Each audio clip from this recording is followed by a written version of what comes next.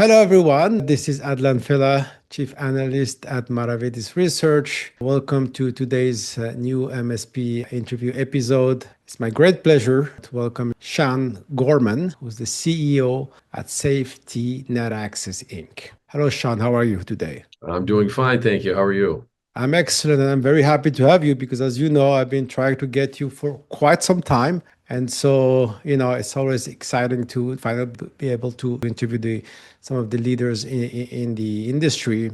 And I've seen some of your videos in the past, and I think you're a great speaker and a great leader. So, for those that are not familiar with Safety Net Access, can you tell us about your company and services? Sure. So I founded Safety NetAccess back in actually 1999, probably incorporated more around the time of around 2001. So, our main core competency has always been building wireless networks for the hospitality industry. If you fast forward from back then to today, we handle everything from television to phones to CCTV to obviously the Wi-Fi that we do. So our company has really developed over the last 25 or so years, and we've incorporated other pieces or products to the company. So I have divisions within the company and separate companies that are all sort of fall under the umbrella of Safety Net Access. So for instance, we have Amicus Networks, which is a division that handles everything outside of hospitality. So imagine everything that Safety Net does within hospitality, anything outside of hospitality, for instance, assisted living, apartment complexes, even warehouses. We'll go in and do the wireless or the networking for those type of businesses. So that's Amicus Networks. We also have Select Networks, which is our software company. So the software company that Select Networks does is sort of the background of everything that runs Safety Net Access and its competitors. So there's a software that everybody uses for that. We have our own that we've developed in-house. We've done it for many, many years. That company's based in Northern Ireland right now. And then we have SNA-EP, which is our event productions company, which is pretty self-explanatory. We do events for hotels that have larger conference spaces and things like that. So from where we started to where we are now is quite different. I see. Out of curiosity, the software that is developed by one of your subsidiaries, do you sell that to other MSPs? We do. Okay. Yes. So we do handle some of our competitors, but you're never going to know that from me. Okay. So what's something unique about your company? Well, there's probably a lot of unique things about our company. One of the things I think that stands out to a lot of people is that I am the sole owner. So there's nobody else. So when you look at different companies, a lot of them are owned by private equity firms, things like that. I started this company. I founded it. I own 100% of the company. I own 100% of the divisions in the software company. So, the old saying, the buck stops here, that's sort of how it works. I have, I run the company based on my own sort of personal beliefs, which is integrity first in everything I do. So, that's a tagline, as a matter of fact, integrity first in all of our companies. So I think that makes us very unique. If you want to get into the finance piece and everything else, we don't have any debt, which is always nice. So I think we're very unique in that sense, as opposed to other companies, maybe even in the space. Okay. Yeah, that's certainly unique for sure.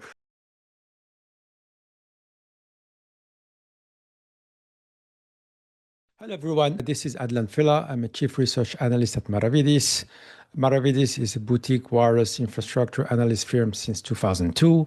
Of the last 2 decades, we have been helping customers with research, consulting, and marketing services. Some of the areas we cover include the convergence of Wi-Fi and cellular. In fact, we're known for our long-standing relationship with the Wireless Broadband Alliance, for which we have produced the industry annual report. We have 3 ways to work with us, from marketing essentials for startups to large custom projects. We can discuss those projects individually. And those are some of the customers we have helped in the past. So feel free to reach out to us to further discuss your research needs. Thank you. Now, you are active in a number of vertical markets, from hospitality to senior living to whatever else. Now, which are the ones you're most excited about? Well, I think, as something that we started in originally that we're still in, hospitality in and of itself, I'm very excited about it. Probably sounds a little strange to have somebody that's so excited about hospitality and Wi-Fi, but I am. I get very excited about it. I think the potential in that business is huge. It's a nice business to be a part of. Now, is it challenging? Absolutely. Can it be difficult at times? For sure. But I'm very excited about hospitality. I don't think the technology is going anywhere. They're opening new hotels every day. And it's actually amazing when you kind of look at how many hotels they're still opening on a consistent basis. And I enjoy it. I enjoy being in this business. And I think the potential for it, even for my business, is still quite large. And so I'm excited about it, and I stay excited about it. Now, do I have other divisions and other companies that I work with? Absolutely. Am I excited about those? Yes. But at the end of the day, a lot of it, even in those companies, comes back to hospitality as sort of our bread and butter. Okay. So you mentioned some challenges in hospitality. Can you describe what they are? Well, I think, first and foremost, when you're approved by as many brands as we are, you have to be very specific on what they want and what they need. And it is very specific. So I think some of the challenges are making sure that the people that you bring in understand each brand and understand the little nuances of each brand and the standards that they need or they provide, or the SLAs that are necessary behind the scenes when we're supporting these hotels.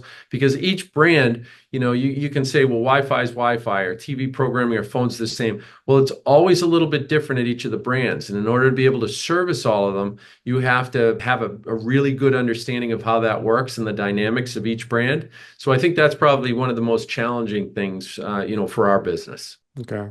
Let's move on here to perhaps some of the technical issues or technical trends. We had discussed briefly, you're using quite a number of AP vendors, Wi-Fi infrastructure vendors. How do you manage all of these, and what do you think of vendor lock-in? Well, I think that it's, from my standpoint, what's going to separate myself and the competitors is the idea that we're able to come in and utilize different vendors. So to be stuck with one vendor, I think limits what we can do for the client, and it limits the client's ability to be able to try something new. And I'm a big one about capitalism and competition. And I think it's really important to have choices. I know for us, when we go in and we sit down with a client, we want to be able to give them options and explain what the different options mean. And the challenging piece of that for us is I have to have people that are always tapped into the latest and greatest of each product, whatever that might be. Now,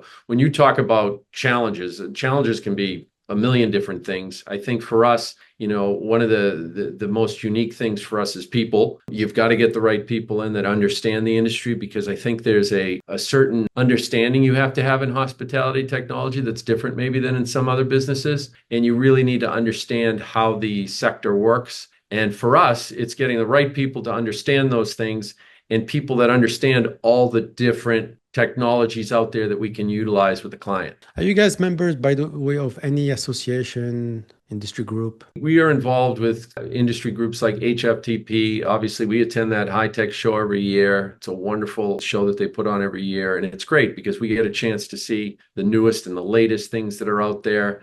We get to see our competitors and meet them. I think it's really important to try to get along with your competitors and work with them to make it better. I mean, the competition is good because it makes it better for the brands, it makes it better for the clients.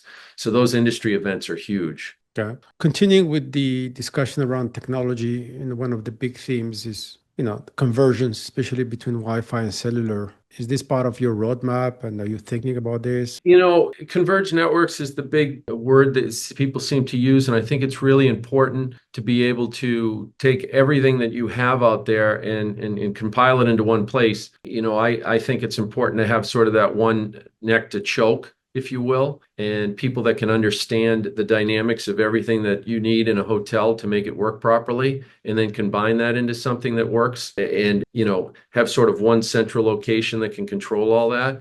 We're constantly looking on how to better that for our customers. I don't think it's necessarily easy, and I think that it's important to bring in partners that are specific to specific industries, meaning, if I've got a guy that's good at TVs, if I've got a guy that's good at Wi-Fi, if we've got guys that handle the IoT part of things, I think it's important to make those relationships so that when you bring it in and we become that centralized person, that we have partners that we can work with well too. Yeah. I mean, do you see any traction in conversions in hospitality in particular? Yeah, I think so. I think, listen, the latest and greatest in technology is we all talk about it, especially AI, and it's there, it's important, but I don't know if it's quite caught on completely yet.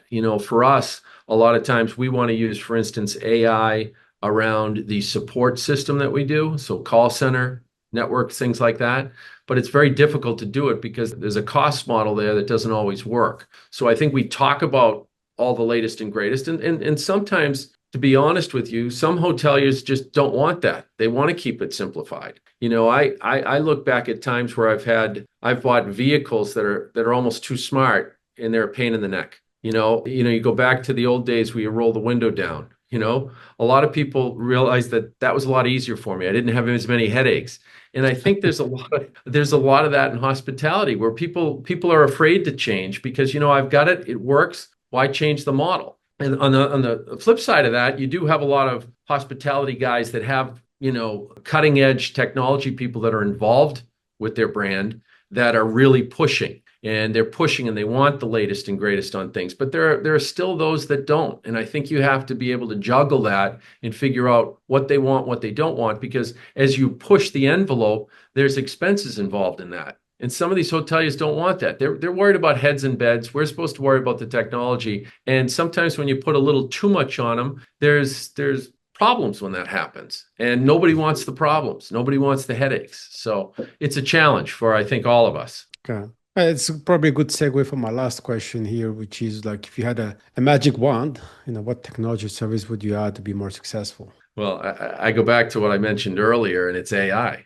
I mean, when you look at meeting SLAs and the complications involved in dealing with, a hotel that might have a family that enters one room out of your hotel. You have a 100-room property, 80% occupancy. You might have one room with 5 people in that room, and those 5 people have 2 devices. And you've got the children with you, and the children want to play video games on the TV, and we have to be able to support all that. And I think sometimes the overload on the support can be really overwhelming.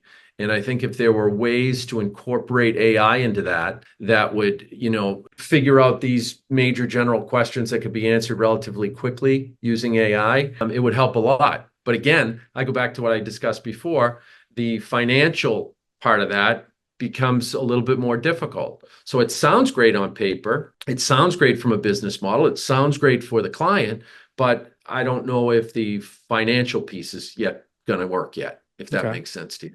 Yeah. Yeah, no, I think that AI is still, very, very useful in very specific problems that need to be resolved, such as radio resource management in Wi-Fi. That's definitely a good area for AI to improve what has been for the last 25 years, always the recurring problem, and potentially automate some of the processes and make you guys, more efficient. So yeah, an exciting space. So I want to thank you, Sean, for sharing your thoughts today with us. Please consider subscribing to the channel, liking and sharing to get us going with this initiative. And until the next episode, thank you. Thank you very much.